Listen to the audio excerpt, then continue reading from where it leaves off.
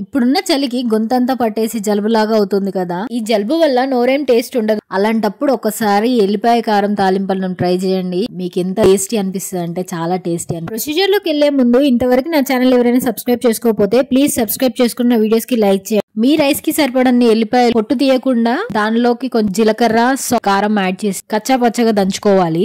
ఆ తర్వాత మనం రైస్ ని ప్రిపేర్ చేసుకోవాలి. అంటే రైస్ అంతా సపరేట్ గా చేసుకోవాలి. అందులోకి కొంచెం అల్లం వెల్లుల్లి పేస్ట్, పసుపు, కారం, ఉప్పు లైట్ గా వేసి కలుపుకోవాలి. తర్వాత మనం చేయాల్సిందల్లా బాండి పెట్టి ఆయిల్ పోసి ఆయిల్ కాస్త వేడయ్యాక జీలకర్ర, ఆవాలు, పల్లీలు, శనగపప్పు, మినపప్పు వేసి కొంచెం ఫ్రై చేయాలి. అవి కొంచెం ఫ్రై అయ్యాక ఆనియన్, కల్యమాకు వేసి ఇంకాస్త ఫ్రై చేసి ఆ తర్వాత మనం రెడీ చేసి పెట్టుకున్న ఎల్లిపాయ కారం పేస్ట్ వేసేసి ఆయిల్ లో కాస్త ఫ్రై చేయాలి పచ్చివాసన పోయేంత వరకు. ఆ తర్వాత సాల్ట్, ఆ తర్వాత మనం రెడీ చేసుకున్న రైస్ అంతా యాడ్ చేసేసి బాగా మిక్స్ చేయాలి కాస్త వేడేంత వరకు. ఈ రైస్ మాత్రం వేడి మీదనే బాగుంటది, చల్లగైతే బాగోదు.